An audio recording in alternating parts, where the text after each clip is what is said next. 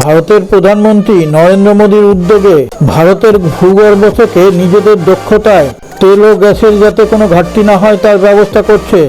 দেখুন ও শুনুন সুবীর কি বলছে। মিডিল ইস্টের যুদ্ধের কারণে ভারত সমুদ্র মন্থন প্রকল্প চালু করেছে।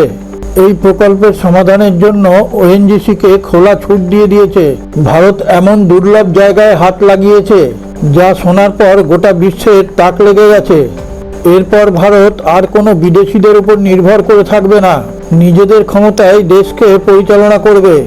এর ফলে ভারত সমুদ্রের বুক চিরে নিজেদের গ্যাস ও তেলের ব্যবস্থা করে নেবে।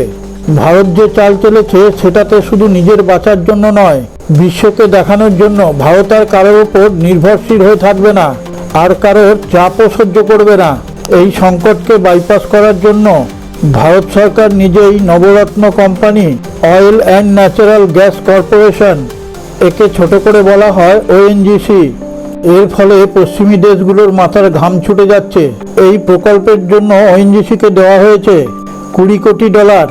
ভারতীয় মুদ্রায় সেটা দাঁড়াবে 1700 কোটি টাকা। এর সম্পূর্ণ বিবরণে যাওয়ার আগে আপনার কাছে একটা ছোট্ট অনুরোধ, আপনি যদি এখনও আমাদের এই চ্যানেলটিকে সাবস্ক্রাইব করে না থাকেন, এখনই সাবস্ক্রাইব করে পাশে থাকা নোটিফিকেশন বেলটি ছুঁয়ে অলে টাচ করে দিন। আর হ্যাঁ, একটা লাইক দিয়ে শেয়ার করতে ভুলবেন না, যাতে আপনার প্রিয়জনেরা এরকম ভিডিও থেকে বঞ্চিত না হয়। আসুন সংবাদে ফিরে আসি।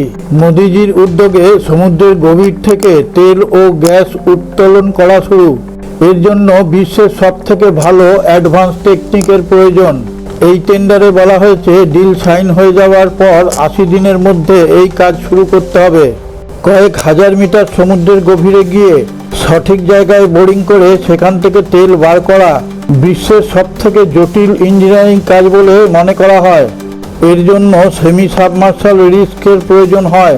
একে সরল ভাষায় বোঝাতে গেলে এটা 30 থেকে 40 মিটার উঁচু বিল্ডিংয়ের সমান।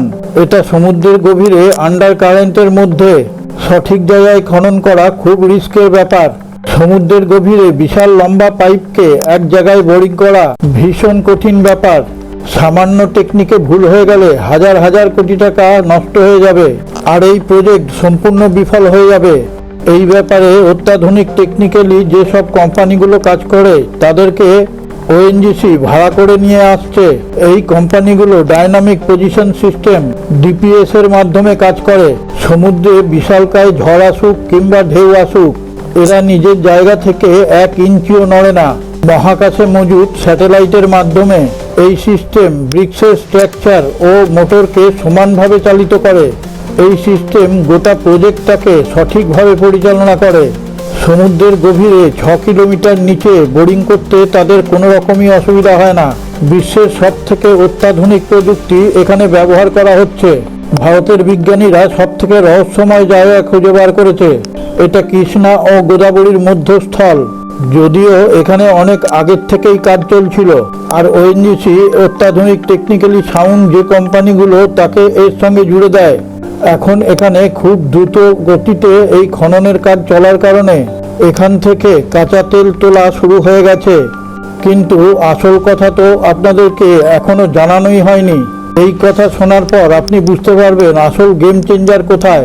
সেটা হলো আন্দামান নিকোবর দ্বীপপুঞ্জের কাছে। এখানে সমুদ্রের গভীরতা 6000 মিটারেরও বেশি হতে পারে।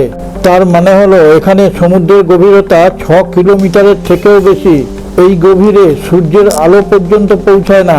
এখানে এত পরিমাণে তেল ও গ্যাস আছে, এর খনন কাজ শেষ হলে ভারতের ভাগ্যই বদলে যাবে। এই ভিডিওটা সম্পূর্ণ দেখার পর আপনি আমাদের চ্যানেলের কমেন্টে গিয়ে আপনার সুচিন্তিত মতামত প্রকাশ করুন, আর জয় হিন্দ কথাটা লিখবেন। সারে জাহাঁ সে আচ্ছা হিন্দুস্তান হামারা হামারা, সারে জাহাঁ সে আচ্ছা।